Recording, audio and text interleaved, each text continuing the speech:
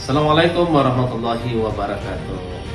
Alhamdulillah, Budiman Datuk Maulana Garang, insyaallah oleh PKS diputuskan untuk maju di Kabupaten Tanah Datar.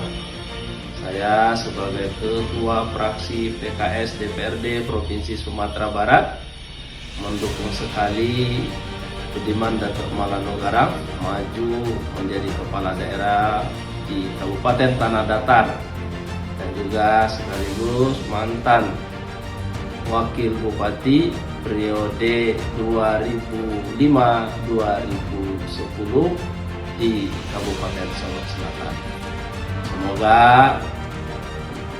Bapak Budiman Datuk Maulana Garang dipilih oleh masyarakat Tanah Datar untuk bagaimana supaya masyarakat Tanah Datar aman, sejahtera untuk dunia dan akhirat. Terima kasih. Assalamualaikum warahmatullahi wabarakatuh.